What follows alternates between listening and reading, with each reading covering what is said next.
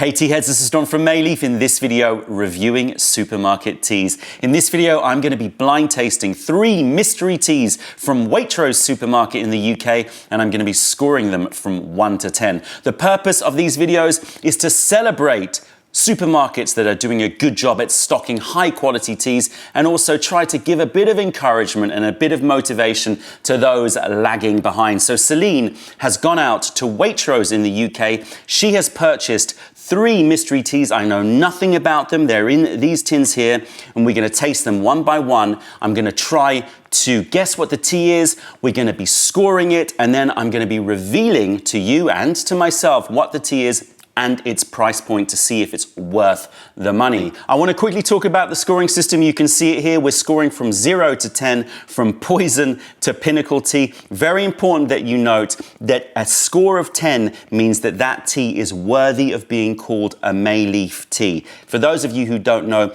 we taste probably 1,000 top-end teas every year, and we curate and select a very small fraction to be called a Mei Leaf tea and sell it within our Mei Leaf tea selection. So these we call pinnacle teas. It would be very unfair to expect supermarkets to reach these lofty heights. Supermarket buyers obviously have a whole different set of conditions and pressures that they have when selecting their teas. But I would say anything above a score of 5 would be good for a supermarket, and if it gets up to close to 7, I would say that is a real thumbs up for that supermarket and worthy of praise. We're not going to be mentioning any brand names here because I don't want to be seen to be critical of any particular brand. However, if a tea which I taste reaches the lofty heights of a score of 8 or above, which means that it's worthy of recommendation for a tea head, then I will shout out that brand so that you can go and seek it out too. All right. Very, very important that you understand that scoring mechanism. So we're expecting scores that are never going to be reaching the sort of 8s, 9s, and 10s, but anything above a 5 is good. Closer to a 7, even better. Let's start with tea number 1. I have no idea what this is. Okay, pretty standard looking stuff here. I will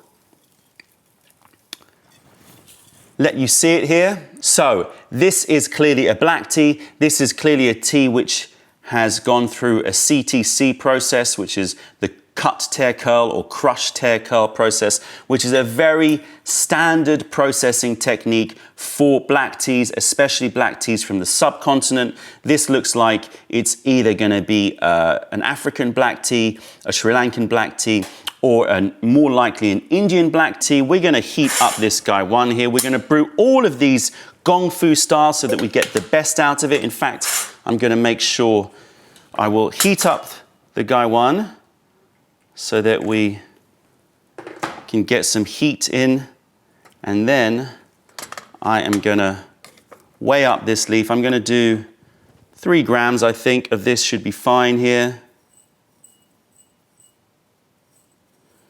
Small guy 1, okay, it's 3.3 grams. That's good. That's a nice amount of leaf. That should get the best out of it, and I'm going to brew it at around 90 to 95 degrees. Because of the fact that it's smaller leaf, I'm just going to take the temperature down a bit. Again, I'm trying to get the best out of these tea leaves. Let's give it a smell.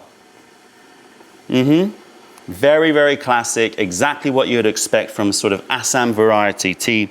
A little bit of maltiness. There's a briskness.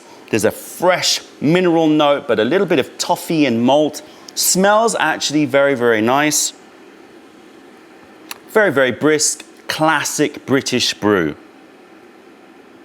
Okay, that's 92 degrees, so we're sort of about 200 degrees Fahrenheit, something like that. We are going to give it a quick rinse. Very, very quick. I'm going to make sure I have a very small aperture here. And we've got a filter. The small aperture on my Guy 1 means I'm not losing any leaf. Yeah, exactly what you'd expect. Sort of, oh, I've got double filter. Okay, 2 filters here. You'd expect this. It's sort of brisk, bright. These teas, of course, are designed for pairing or combining with milk or a slice of lemon to cut the inevitable bitterness, but I'm gonna reduce temperature just to try to control that. It smells nice, perfectly pleasant, actually making me salivate a little bit, sort of malty and a little bit lemony, some citrus notes in there, definite minerality too. This is exactly what you'd expect. We're gonna do a very quick infusion. So pretty much in and out. Dark mahogany brown red brew. Let's take a look at this liquor. Yeah. Red, mahoganies, nice colors. Little chestnut brown going on, bit of orange going on in there. Looking nice, exactly as I said what you'd expect. I'm not expecting any fireworks with this tea. Here we go. Cheers, everybody.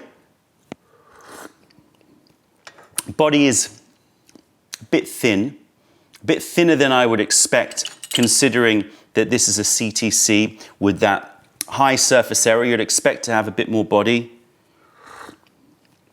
It's sort of thin to medium, a lot of minerality coming through, but that minerality is very, very simple, very, very chalky minerality. The taste is not as malty as I would want. I'm getting a little hints of black pepper and some distinct sourness going on, like candied lemons, sourness. It's very astringent, very, very dry. As I said, if you were combining it with milk or combining it with lemon, that would reduce the astringency. If you want to know more about how you can reduce astringency, I've done a whole video about astringency and how you can control it. So yeah, it's definitely astringent, definitely got some bitterness. The flavor is not as malty as I would have wanted, and is more on the brisk, bright side. It's not as lemony as I would expect from a Ceylon tea, for example, from a Sri Lankan tea, but it is just a straight ahead black tea from Assam. Nothing particularly to blow you away. The smell of those wet leaves are much more enjoyable than the actual taste. So yeah, I'm calling this as an Assam black tea. It's just your standard British brew. Score, let's look at that scoring system. Look, you can definitely call it a tea. Is it worthy of being called meh? You know what? I think it is. I think it's just getting past that meh territory. I would give it a 4.1. 4.1, it's meh, it's what you expect. It's a builder's brew, nothing particularly to write home about. Combine it with milk, it'll be an okay cuppa for you, but certainly nothing that you would actually keep for any sort of gong fu brewing. Price point on this, these are commodity teas. You'd expect them to be super, super affordable, super, super cheap. I would be surprised if it's sort of over 3 cents per gram, something like that. All right, let's give it a reveal. Let's see what it is. Here we go. The black tea from Waitrose. And it's worth noting that Waitrose is sort of, in the UK, it's kind of considered medium to sort of medium-high range of supermarkets. So you've got your budget supermarkets and you've got your medium supermarkets and you've got your obviously expensive, more boutique supermarkets. Waitrose is sort of medium to high, that kind of range. I hope people in the UK would agree with me. That's the sort of level that we're expecting. Yeah. Okay, so this is an Assam, as expected. This is Assam loose leaf. So Celine has tried to scope the teas, but if there's no information on the actual box, then we're giving it a question mark. So we don't know the season, although I would suspect that it is a spring pick tea. It's from the Assamica. We don't know much more than that. The origin is Assam in India. Picking and processing is unknown, but it's going to be the classic CTC processing, very, very standardized, machine-driven processing. Elevation, we don't know. Usually sort of lower level for Assam. And price point, okay, so 1.5 cents per gram, so pretty affordable. Actually, that's a good price point for this kinds of tea, and certainly worth it if you were looking for this kind of tea. Then, you know, that's a good price point. So all good there, nothing to blow you away. Let's move on to tea number 2. I hope for bigger and better things for number 2. I did tell Celine when she went out to try and find the top teas at that supermarket. Get a representative range, but at least try to find some of the top end teas at that supermarket. So number 1 was a bit of a miss. Let's see what number 2 is. Aha, now we've got something much more to get our teeth into. We've got some silver needle here. Let me get this out. Looking actually nice. Like the look of this one. Now we can really start to assess. One of the problems when you have this broken leaf is you have no way of really assessing the tea because it's just all broken up. So now we've got a silver needle clearly here. Looking nice, got some nice fluff on it. Good hairy buds. My only sort of criticism at the beginning is that these buds look a little bit anorexic, a little bit thin, and that tells me that they may not have been the first pickings of the year, but maybe slightly later, a few weeks later, because the first pickings or earlier pickings will have many more layers within it, and that will make a fatter bud. So these buds are a little bit thin, but credit where credit's due. This is proper loose leaf, not like the last one, which claims to be a loose leaf tea, but is essentially pretty much the same as you would receive in a tea bag. Ooh, nice nutty note, some marzipan. Smells like it's from Fujian. It smells like it's a Fujianese white tea, although you never know, but it's definitely made from the Dabai cultivar. That looks good. Let's weigh it up. I am thinking about 3 grams as well here. We want to really get the best out of it. So the more the merrier. Yeah, 3 on the dot. Eyeballed it. Nice. Okay, right. Let's give this. So there's a green, milky green nuts. So green chestnuts, acorns, and a milky note that comes from that nut milk. There is a sort of clay workshop note going on. So the minerality is less chalky and sort of harsh as it was in the Assam. This is a gentler, more sort of clay minerality. We got 93 degrees water, so I'm just going to pour around the edge a little bit. With white teas, I like to brew around 90 degrees, 195 Fahrenheit. Some people like to brew cooler, but I prefer getting a bit of a stronger extraction out of it while keeping the infusion time short. The look of the leaves, yeah, a little bit anorexic, and you can see that they've got a fair amount of green in them. Again, my assumption here is that they may be a little bit late picked, or certainly could be not the first pickings of the year. Smell is really, really nice though. What is that? So I'm getting some fresh cut grass, but very, very, very young, very, very light, sort of a wisp in the air of fresh cut grass. I'm getting more of those sort of summer meadows. I'm getting the heat of summer on mountain fields. Picnic smell, you know, when you're on a hot summer's day and you lay out the blanket on a meadow and you're just getting this really, really nice combination of greens and grasses, some woody notes, a little bit of the nuttiness of earthy notes and moss. Very, very nice aroma. Really, really love it. I've got high expectations for this one. And I have to say, I'm impressed with the general look of these leaves. Okay, let's brew it up. I'm going to brew it Now it went down to 92 degrees. I'm still going to just pour around the edge. Just going to take some of this water off. And I'm leaving the lid off just to, again, just release a bit more temperature. Looks nice.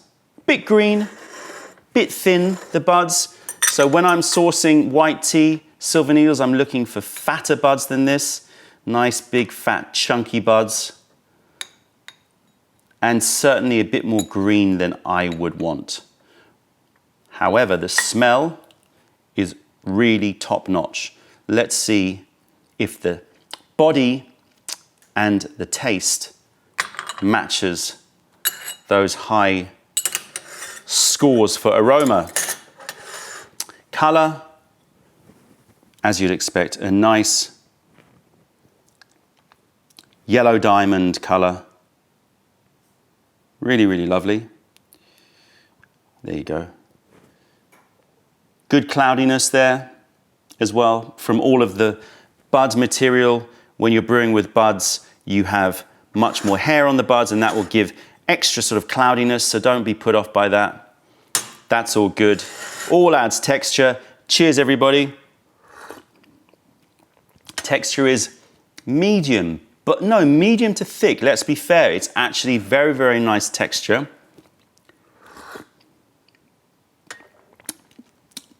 Yeah, nice texture. I would say, though, that the taste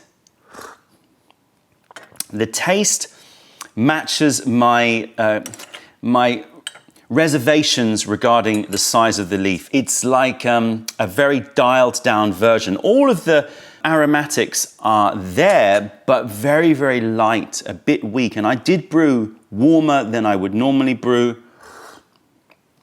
So it's not really about strength of extraction. It's more about the level of the aromatic compounds in those buds. Very, very thin. The flavor is nice. I'm getting those nut milks, a bit of soy milk, a little bit of fruits, but the fruits are very, very, like if you've ever had one of those honeydew melons or cantaloupe, no, honeydew melons. So very, very light flavored. But when you bought it, it wasn't a great one. And when you bite into it, it's just a bit weak. So it's just watered down. I'm going to give it another infusion. We're still at 90. I'm going to hit the leaf straight up, let it brew for a bit longer. I want to give this a fair shot.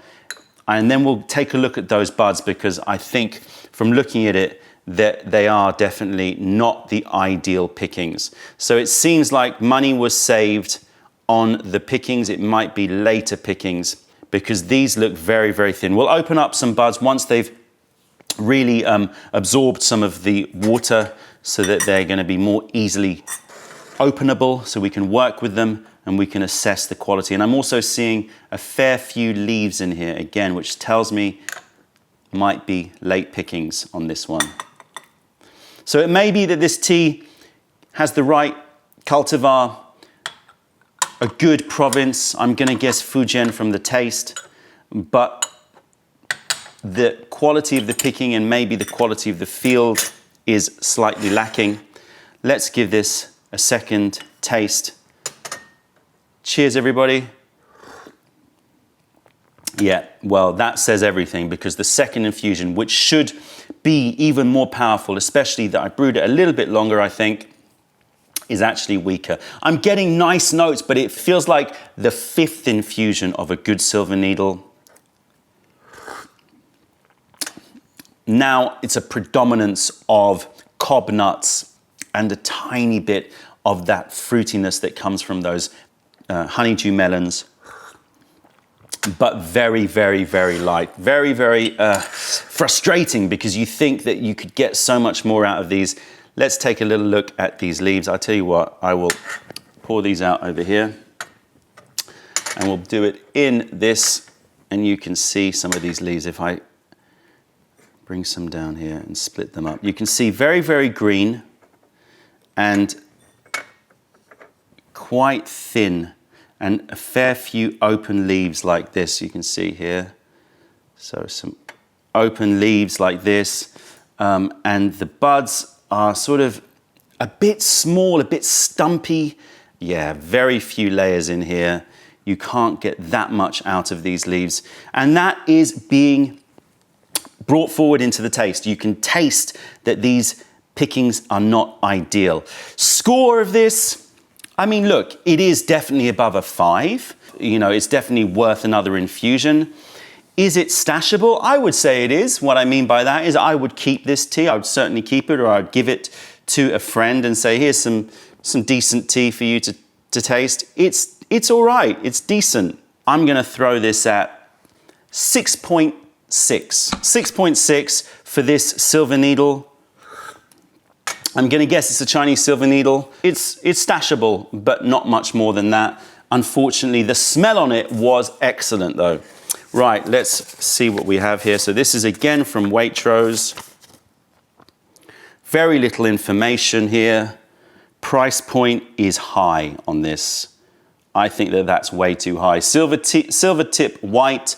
So we don't know the season, but it's spring picked, I'm pretty sure, but I think it's going to be late picking or second picking. Cultivar, I'm almost certain is the Dabai cultivar. Origin, it says it's from China. I'm going to guess it's from Fujian. It could be from another area, but just the look and the style makes me think it's a Fujianese white tea. Picking and processing is not written on the package, but I can tell you this was literally picked and withered and dried. Hopefully it's sun-dried. And that's it. Very, very simple. Elevation, we don't know. The price point, I think that is steep. So we've got 38 cents per gram. I cannot remember what our silver needle is, but I'm almost certain that it is cheaper than that. And in my humble opinion, a much more superior tea. I would say that because obviously I selected it. But, you know, I think that price point is too much for this tea. However, if you are in Waitrose and you are searching for a tea and you need to get something, this is certainly something worth picking up. And 6.6, I think, is, you know, a good score. And Waitrose, you get a thumbs up over here. Well done for stocking this one. Let's move on to the third tea, and hopefully we can increase those scores even more. Let's do this. Third tea, Waitrose, not doing too bad. Score of 4.1 and a 6.6. You know, it's kind of skirting around that 5-point mark. So let's see what we've got for number 3. I'm not happy about this one at all. This looks... Oh no. Celine has gone out. She had to run some errands, and now I understand why she left the building, because this is exactly what I did not want to drink. Okay, so this is a green tea, I am guessing, a really, really low quality green tea, powdered to hell and back. I see stems, but even more worrying than that, I see little granules in there, which says to me that this is a flavored tea. I can smell it as well. Smells like a sort of toffee butterscotch smell to it. So these little granules here, little white granules. So the centers have become a little bit more clever. It used to be that they would spray the teas, but that would start to dissipate over time. So now they sort of encapsulate the fragrance within these little balls of dread right here. I really, really don't want to drink this tea. That's definitely artificially scented. I've done a whole video about artificially scented teas and how, for me, they don't represent true tea and should not be classed as sort of anything close to premium tea. And this looks like we are sort of scraping the barrel. I've got 80-degree water. The kettle has cooled down. Here we go. I'm not going to rinse this because I think the purpose of this tea is to have all the glory of those fake aromatics within the cup, so I have to give it its due. Let's measure out a certain amount here. I'm gonna maybe be a little bit more stingy in my measurement because I don't really want too much of this. And for those of you who think that I'm being unfair right now and I haven't even tasted it, I hope I'm surprised, but I very, very much doubt it. Okay, here we go. Nice. What lovely tea dust. All right, we're going 2.5 grams of this mysterious powdered green tea from Waitrose with those really, it's those little balls that they just fill me with dread. And yep, I can smell it. Yeah, okay, so definitely sort of a butterscotch. I'm gonna guess this is some sort of butterscotch green tea. But here we go. Lovely.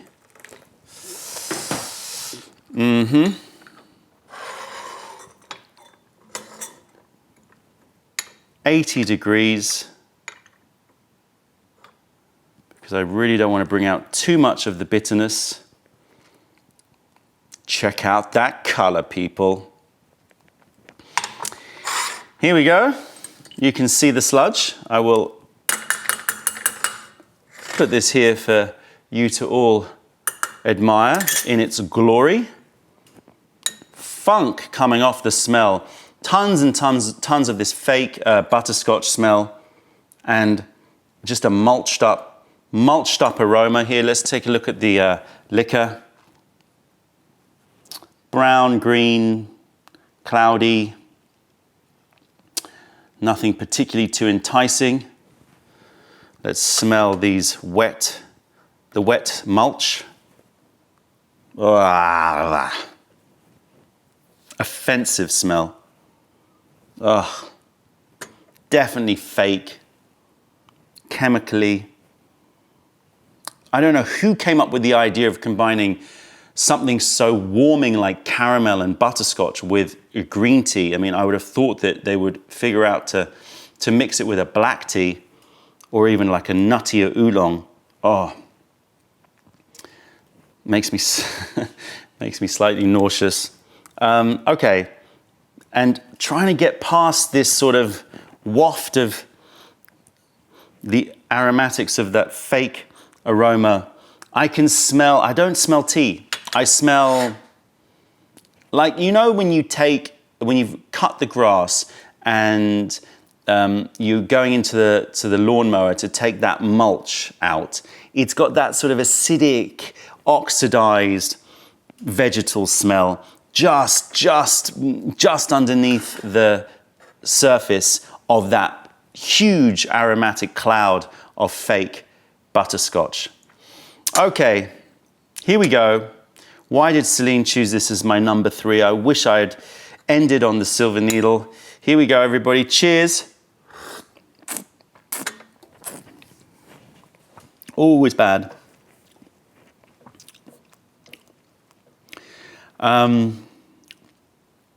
Okay. Texture thin, dry and thin. The best thing I can say about it is that the taste doesn't last too long. It disappears quite quickly. It's got an extremely sour, but not a good sour, like an ascorbic acid, fake lemon juice. You know, lemon juice that is sold in a plastic lemon that you squeeze, the worst kind of lemon juice. I don't know if it's really from lemons or if it's just lemons that have been, lemon juice which has been preserved with ascorbic acid.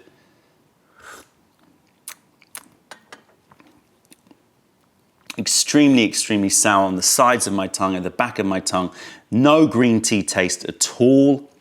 I really can't taste any tea. I'm getting the tea sort of astringency. I'm getting dryness. And it's quite a catching dryness. I mean, I brewed this at 80 degrees. You'd expect at that temperature, 175 Fahrenheit, for you to control this astringency. So if it had been brewed hotter, it would be a lot worse. But the predominance here through my nose is just tons and tons of a butterscotch caramel toffee flavoring. And it's not the worst flavored tea that I've ever tasted by any stretch of the imagination.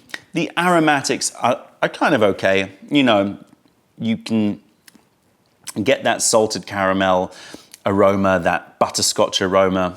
It's all right. You know, it's fake, but there are worse certainly out there. But it's the lack of any sort of tea taste.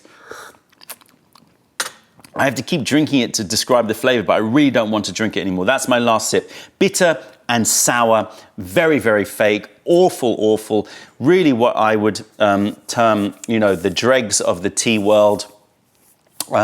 Score of this, it certainly is below 3 because I would not call this tea.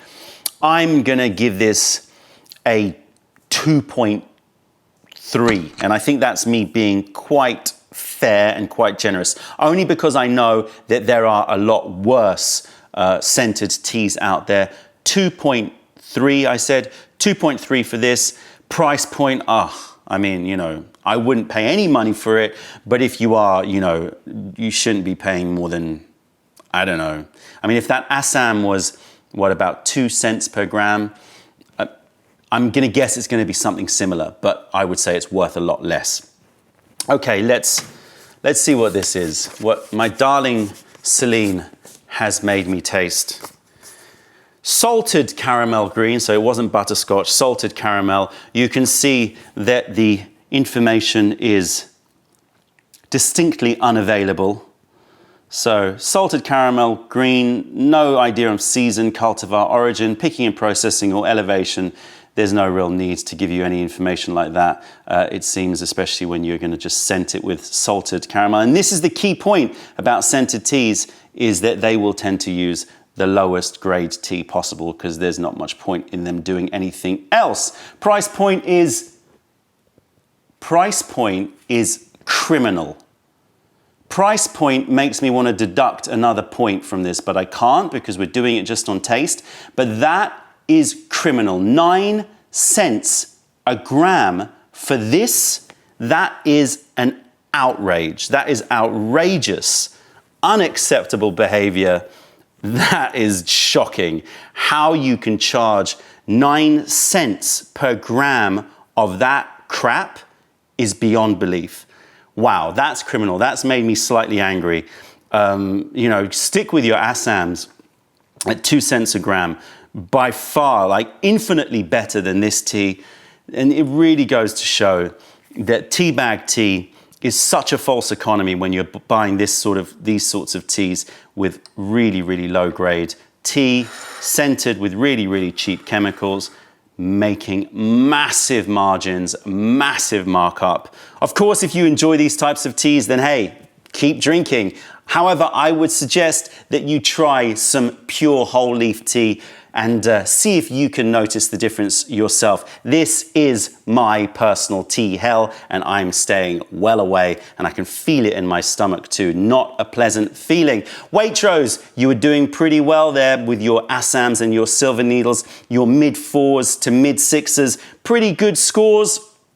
But it was all let down by this sucker here, the artificially scented teas. Let's try and build up the collection and get more of those whole leaf teas in your shops and on your shelves so that we can really bring up the quality of tea drinking in the UK. Of course, we're going to be doing more of these reviews of supermarkets and their teas. If you want to take part and you want to contribute some teas from your supermarkets, wherever you are in the world, I'll put some information in the description below so that you can do that. Check out our other videos. Fire over any comments, questions, or video ideas. Other than that, thank you for being a part of the revelation of true tea. Stay away from those tea bags. Keep drinking the good stuff and spread the word, because nobody deserves bad tea. Bye.